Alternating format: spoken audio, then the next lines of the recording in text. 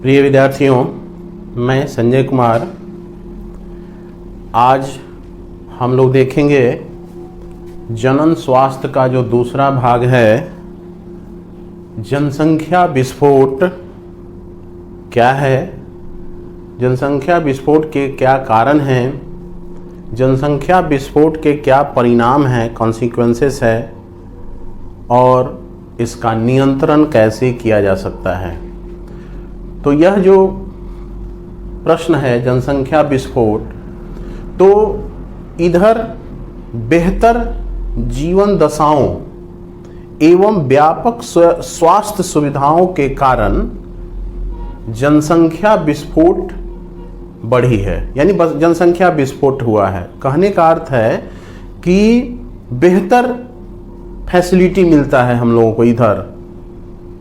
इस समय, पहले के समय में इतना बेहतर फैसिलिटी नहीं था और इतना चिकित्सा सुविधा नहीं था, स्वास्थ्य सुविधा, जिसके कारण पहले इतनी जनसंख्या नहीं बढ़ती थी। लेकिन इधर जो है बेहतर जीवन दशाओं के कारण और व्यापक स्वास्थ्य सेवाओं के कारण क्या होता है, सुविधाओं के कारण जनसंख्या में विस्फोट हुआ है। अगर देखा जाए तो पूरे विश्व में सन 1900 में विश्व की जो कुल जनसंख्या थी आपको 2 अरब थी। लेकिन 100 साल में तेजी से बढ़ करके 2000 में इसकी जनसंख्या 6 अरब हो गई 2000 तक, और 2011 तक इसकी संख्या 7 अरब हो गई। माने उधर 100 साल में बढ़ गया कितना, 4 अरब। लेकिन 2000 से 2001 में इसकी जनसंख्या आपको हो गई 100 अरब और बढ़ गया, माने 1 अरब बढ़ गया। और अभी वर्तमान में 7.8 अरब जनसंख्या है इस पृथ्वी पर। भारत में भी अगर देखा जाए तो स्वतंत्रता प्राप्ति के समय भारत की कुल जनसंख्या लगभग 35 करोड़ थी। लेकिन 2000 में ये बहुत तेजी से बढ़कर 1 अरब पहुंच गई। स्वतंत्रता प्राप्ति के बाद बहुत सारी सुविधाएं और चिकित्सा सुविधाओं में बढ़ोतरी हुई, जिसके कारण जनसंख्या बहुत तेजी से बढ़ी। 2000 में इसकी संख्या 1 अरब हो गई, और अभी वर्तमान समय में देखेगा कि 1.35 अरब 1.35 करोड़ 135 करोड़ भी कह सकते हैं जनसंख्या हो गई है। अर्थात आज जो है दुनिया का हर 6ठा आदमी भारतीय है। विश्व की जनसंख्या अगर देखें तो यहाँ से हम लोग शुरू करते हैं कि बेहतर जीवन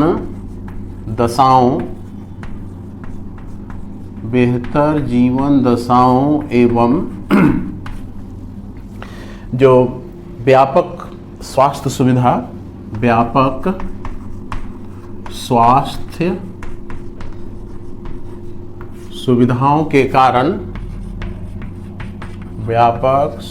सुविधाओं के कारण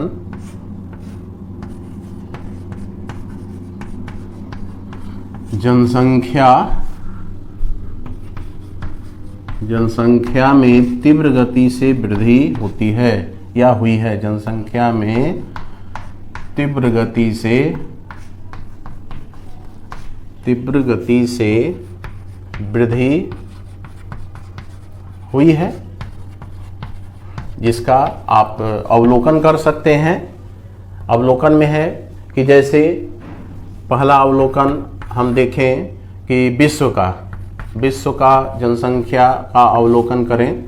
विश्व की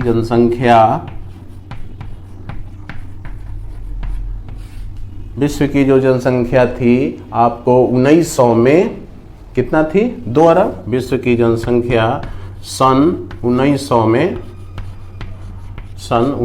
में कितनी थी, 2 अरब।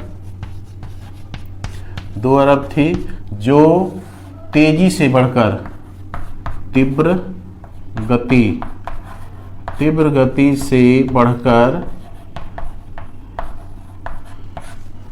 सन 2000 में इसकी जनसंख्या कितनी हो गई? 6 अरब हो गई। में इसकी जनसंख्या 6 अरब हो गई। तो देख सकते हैं, अनुमान लगा सकते हैं कि कितनी तेजी से बढ़ी।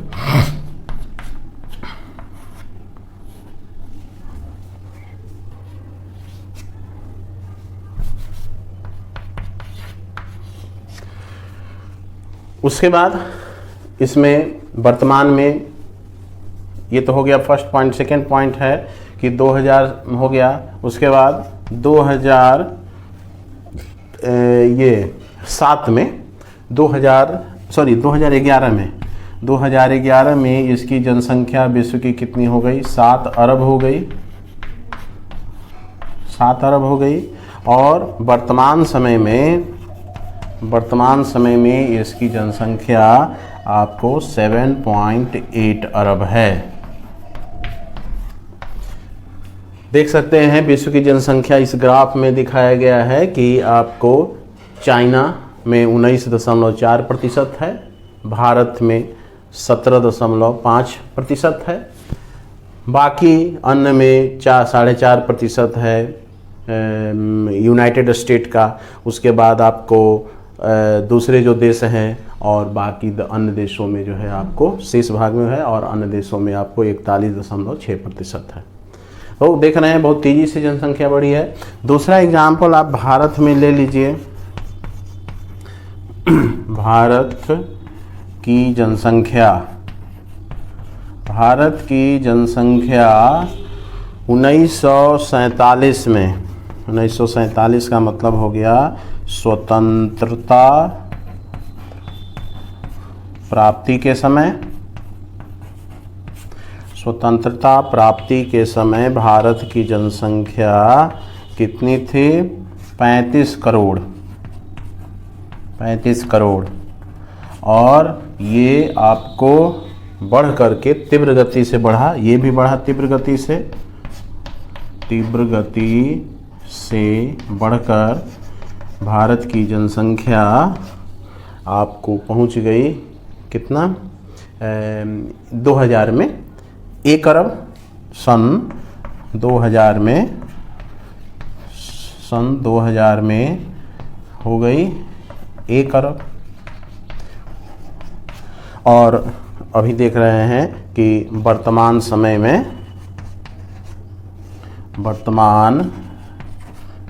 में भारत की जनसंख्या आपको हो गई है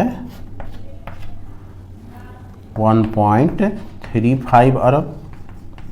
तो इस तरह से ये है जनसंख्या विस्फोट किस तरीके से हुआ है। अर्थात हम कह सकते हैं कि आज दुनिया का हर छठा आदमी आपको क्या है? भारतीय है। अर्थात दुनिया का हर छठा आदमी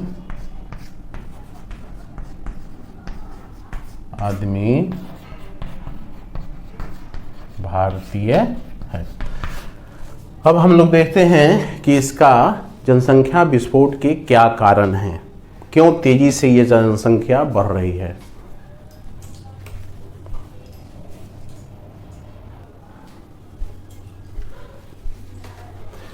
अब हम लोग देखते हैं जनसंख्या विस्फोट के क्या कारण हैं।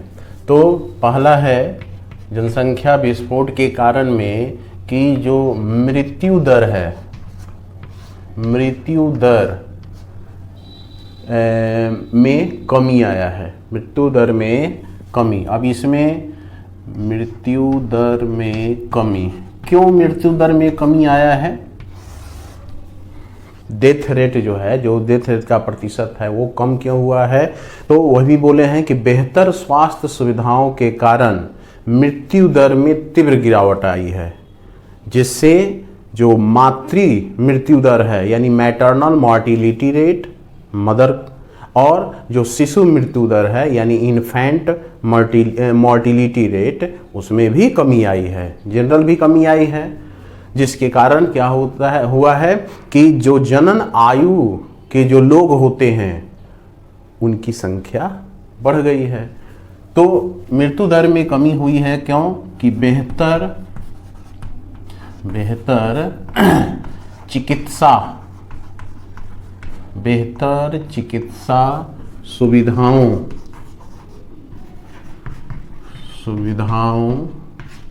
के कारण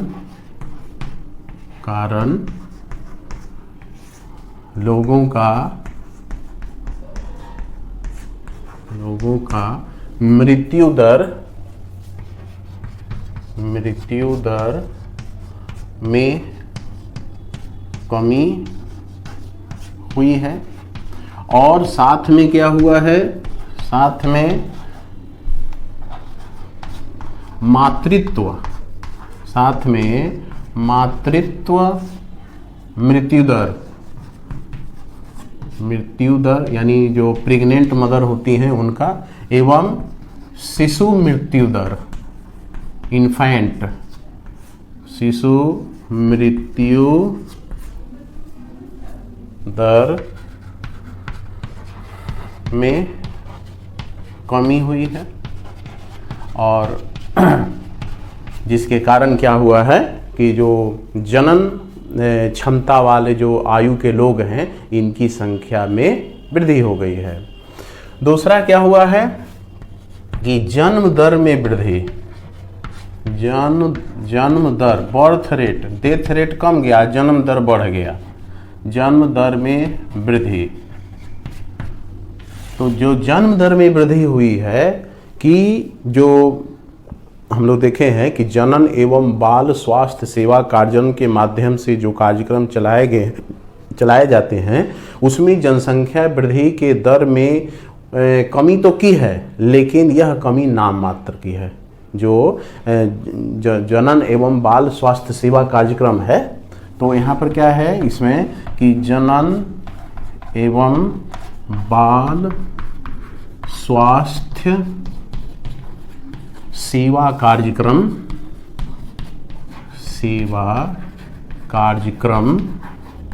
जो चलाया गया है, reproductive and child health care programme, उसके द्वारा जो ये RCH प्रोग्राम चला है, माने कि चला है, इस कार्यक्रम के माध्यम से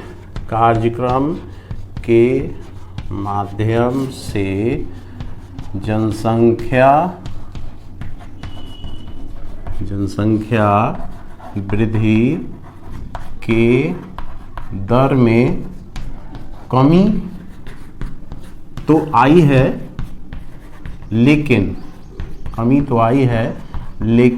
यह कमी नाम मात्र है, नाम मात्र का है, इससे कुछ होने वाला नहीं है, नाम मात्र है। अब एक अनुमान के अनुसार ये जो वृद्धि दर है, जनसंख्या वृद्धि दर है, वो एक अनुमान के अनुसार 2001 में यह जो दर है जनसंख्या वृद्धि का दर 1.7% प्रतिवर्ष है ना। तो 1.7% था और अनुमान लगाया जा रहा है कि 33 वर्षों में इसका जो प्रतिशत है वो कितना हो जाएगा, दुगनी हो जाएगी। जो जनसंख्या वृद्धि की दर है दुगनी हो जाएगी, यानी 33 वर्ष में ही जस्ट जनसंख्या डबल हो जाएगी।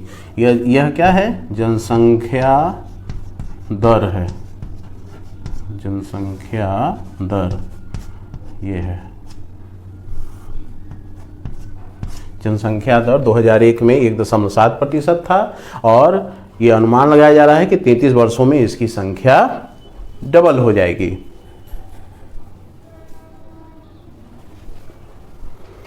तो इसकी संख्या डबल हो जाएगी, दोगुनी हो जाएगी।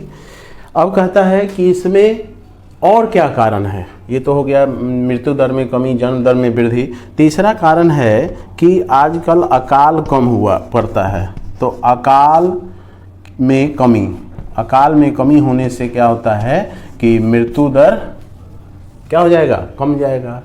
पहले अकाल होता था स्वतंत्रता प्राप्ति के पहले जो है वह बारिश नहीं होता था, अनावृष्टि, जिसके कारण अनाज का उत्पादन नहीं होता था, जिससे लोग भूखे मर जाते थे।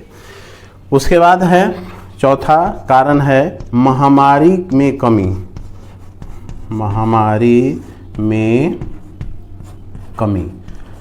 महामारी में कमी यानी पहले तो उतना चिकित्सा सुविधा उतना उपलब्ध नहीं था, इसलिए साधारण रोग भी होता था जिस ठीक नहीं होने पर बहुत से लोग मर जाते थे। लेकिन अब जो है बेहतर चिकित्सा सुविधा हुआ है, भले ही इधर कोरोना वायरस का संक्रमण बढ़ रहा है, महामारी का रूप लिया है, लेकिन इससे भी बचा जा सकता है। बच करके इसमें मृत्यु दर को कम किया जा सकता है, और जब मृत्यु दर कम होगा तो जनसंख्या बढ़ेगा। तो ये महामारी में कमी है।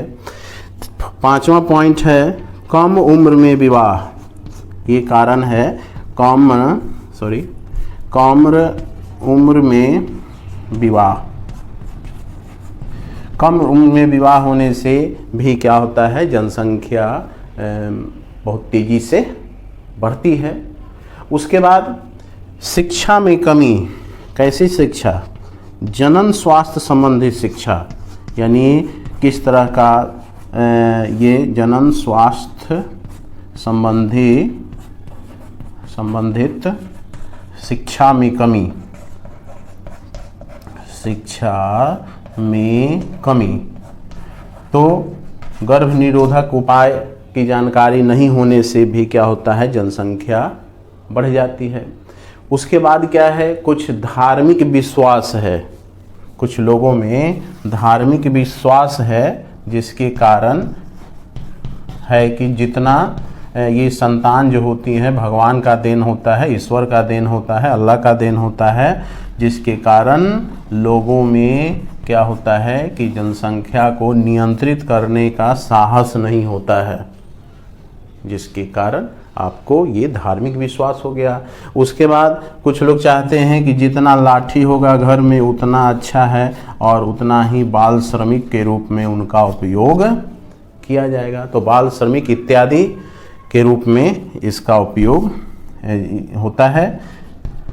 और भी कुछ कारण है, लेकिन ये सब इम्पोर्टेंट कारण है। तो इस तरह से यह जो हो गया जनसंख्या विस्फोट में के कारण हो गया। तो जनसंख्या विस्फोट के कारण के बाद अब हम लोग देखते हैं जनसंख्या वृद्धि के परिणाम।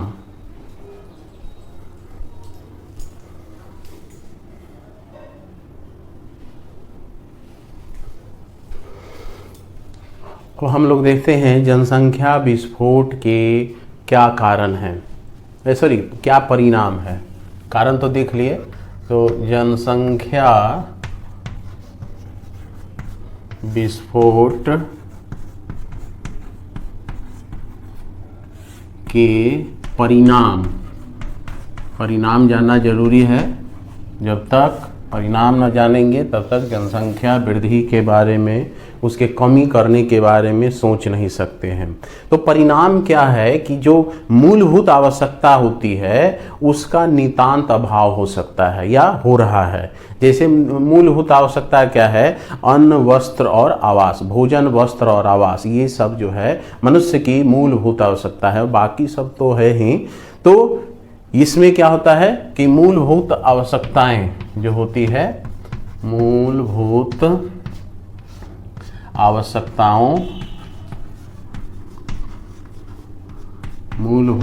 आवश्यकताओं जैसे कि भोजन, अन्न, वस्त्र एवं आवास, भोजन वस्त्र और आवास में क्या होगी, कमी हो जाएगी।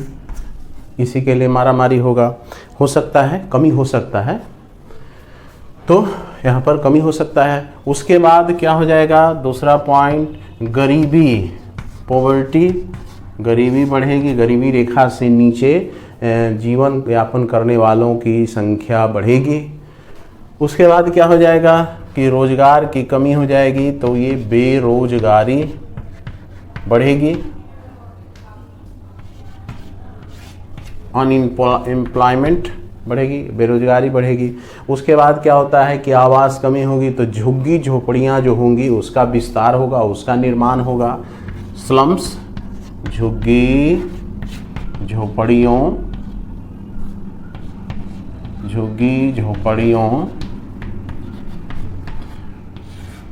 का निर्माण, झुग्गी झोपड़ियों का निर्माण होगा। इसके बाद क्या हो सकता है, तो इसमें कृषि योग्य वनों की कटाई हो जाएगी, और वनों की कटाई के बाद जो है या तो वहाँ पर आवास बना लेंगे तो कृषि योग्य भूमि की कमी हो जाएगी।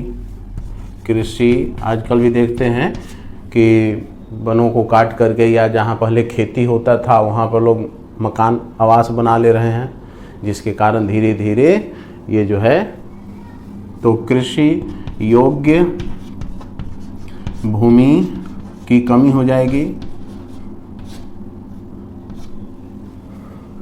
कृषि योग्य जो है भूमि की कमी हो जाएगी। उसके बाद क्या हो जाएगा कि प्राकृतिक संसाधनों का आपको ये दोहन होगा, अति दोहन हो रहा है। प्राकृतिक संसाधन जो होते हैं, प्राकृतिक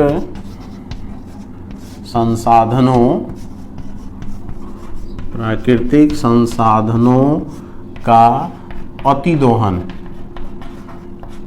जो प्रकृति में मौजूद है संसाधन, जैसे कोयला है, पेट्रोल है, डीजल है, ये आपको पानी है, ये सब जो है ज़्यादा उपयोग होगा, जिसके कारण आने वाले जो जनरेशन्स हैं उनको ये सब का लाभ नहीं मिल पाएगा। सब हम ही लोग यूज कर जाएंगे, तो आने वाले जनरेशन जो हमारी संतानें होंगी उसको हम लोग नहीं देंगे। उसके बाद क्या होता है, इसके पारिस्थितिकी परिवर्तन हो सकता है, यानी प्रदूषण हो सकता है, या उसको हम लोग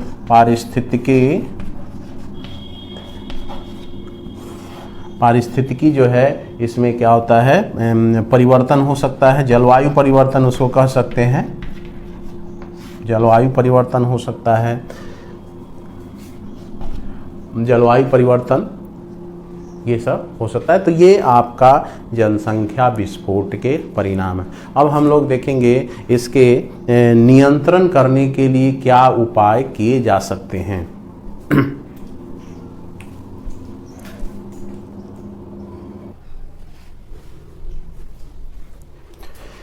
अब हमें देखना है कि जनसंख्या विस्फोट पर जो नियंत्रण होगा वह कैसे होगा। तो जनसंख्या विस्फोट पर नियंत्रण रखने के लिए जो इस प्रकार की जो चेतावनीपूर्ण जो जनसंख्या वृद्धि दर है, ये बता रहा है कि किस ढंग से बहुत तेज़ी से बढ़ रहा है, इसको काबू में रखने के लिए कुछ गंभीर उपाय हमको करना होगा, कुछ गंभीर उपाय अपनाए जाने चाहिए। तो इसके लिए क्या हुआ है कि लघु परिवार को बढ़ावा देने के, मतलब छोटा परिवार को बढ़ावा देने के लिए कुछ संचार माध्यमों के द्वारा, जैसे टीवी है, ये रेडियो है, कुछ न्यूज़पेपर है, पोस्टर्स हैं, इसके द्वारा कुछ गर्भ निरोधक उपाय के बारे में बताया गया है, प्रेरित किया गया है। और उसमें ये बताया गया है कि दो युवा माने जो युवा दंपत्ति हैं, एक सुखी युवा दंपत्ति को दो बच्चों के, खुशहाल बच्चों के साथ दिखाया गया है, यानी जिसे हम लोग क्या कहते हैं कि हम दो हमारे दो का उसमें नारा दिया गया है, हम दो हमारे दो का नारा दिया गया है, जिसमें एक दंपत्ति, खुशहाल दंपत्ति, चूँकि दो होंगे तो उसका भरण पोषण ठीक से, उसका लालन पोषण हो सकेगा, दो से ज़्यादा होंगे तो उसमें डिस्ट्रीब्यूट हो जाएगा जो भी सामग्री होगा। इसलिए इसमें सबसे पहले ये प्रचार इसका होना चाहिए कि जितने कम संतानें होंगी उतना ही अच्छा है, यानी हम दो हमारे दो का नारा दें। इसके बाद इसमें जो है आपको कि आजकल जो शहरों में जो काम करने वाले, जो काजी जो युवा दंपत्ति हैं, वो चाह रहे हैं कि हम दो हमारे एक। अब वो वही नारा दे रहे हैं कि हम दो हमारे दो नहीं, हम दो हमारे एक, हम दो और हमारे एक। का वो नारा दे रहे हैं। क्योंकि दोनों आदमी काम करता है शहरों में, पति और पत्नी, तो बच्चे को देखने वाला कोई नहीं रहता है, इसलिए ये प्रायः कोशिश करते हैं। आने वाले समय में अब क्या होगा पता नहीं सकते हैं, लेकिन आने वाले समय में और इतना व्यस्तता हो सकती है कि हम दो हमारे कोई नहीं, तब जा कर के धीरे धीरे मनुष्य जाति साफ हो जाएगा। तो ऐसा होने वाला नहीं है, होगा, कंट्रोल इसी तरह से होगा। उसके बाद कहता है कि जो वैवाहिक आयु है वो स्त्रियों में 18 वर्ष और पुरुष के लिए 21 वर्ष निर्धारित सुनिश्चित है, जिसका पालन होना चाहिए, जिसका जो है आपको हर हाल में इसका पालन 18 वर्ष से कम में स्त्री माने कि लड़कियों का विवाह और लड़कों का विवाह 21 वर्ष से कम में नहीं होना चाहिए। अगर कम में होगा तो इससे बहुत तरह के परिणाम, गंभीर परिणाम होते हैं। उसके बाद क्या होता है कि सामान्य तौर पर जो आदर्श गर्भ निरोधक होते हैं, जो आइडियल कंट्रासेप्टिव्स जिसको कहा जाता है, उसके बारे में जो प्रयोगकर्ता होते हैं उनको जानकारी देना चाहिए, उनको इसके बारे में जानकारी होना चाहिए। क्या जानकारी कि किस तरह से गर्भ निरोधक उपाय कौन कौन से हैं, उसके क्या लाभ हैं, तो उसके क्या मेरिट्स है या डिमेरिट्स है, इसके बारे में प्रयोगकर्ता को जानकारी जो विभिन्न संचार माध्यम है उसके द्वारा दिया जाता है। लेकिन और सभी की भी जिम्मेवारी है कि इस तरह के गर्भ निरोधक जो आदर्श गर्भ निरोधक होते हैं उसके बारे में जानकारी देना आवश्यक है। तो हम लोग अब देखते हैं, बस छोटा सा एक और पॉइंट रह गया है इसमें कि आदर्श गर्भ निरोधक के कौन कौन से लक्षण होते हैं।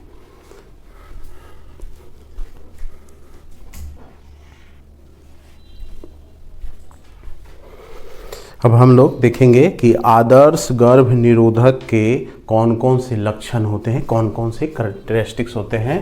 तो आदर्श गर्भ निरोधक माने जो जनसंख्या वृद्धि पर थोड़ा नियंत्रण करता है, तो आदर्श गर्भ निरोधक के लक्षण। तो इसी आदर्श गर्भ निरोधक के बारे में जानकारी उपयोगकर्ता, जो इसका युवा दंपति जो संतान के बीच में अंतराल चाहते हैं, उसको कैसे हम लोग कर सकते हैं। तो ये पहला क्या है, यूजर फ्रेंडली होना चाहिए, यानी हितों की रक्षा करने वाला, हितों की रक्षा करने वाला होना चाहिए आदर्श गर्भ निरोधक। ये माने साइड इफेक्ट उसका न हो, तो इसका हितों की रक्षा करने वाला होना चाहिए, यानी जिसका बहुत कम साइड इफेक्ट हो या 9 के बराबर हो, तो उस तरह के गर्भ निरोधक का उपयोग करना चाहिए। दूसरा है कि प्रभावी होने चाहिए, इफेक्टिव, लेने के बाद वो काम करे, और नहीं तो क्या हो जाएगा, संतान में जो अंतराल है वो नहीं रह पाएगा। उसके बाद है कि आसानी से उपलब्ध हो, जहाँ भी मार्केट में चाहे जहाँ भी दुकान में आसानी से ये आदर्श गर्भ निरोधक को उपलब्ध होना चाहिए, ताकि आसानी से जाकर के उसको खरीदा जा सके या लिया जा सके। उसके बाद यह जो है आसानी से उपयोग में आने वाला हो, आसानी से तो उपलब्ध हो जाए लेकिन उसका जो उपयोग हो वो भी आसान हो, है ना। तो चौथा पॉइंट हो जाएगा क्या कि आसानी से उपयोग में आने वाला हो, उसको आसानी से उपयोग में उसको किया जा सकता है।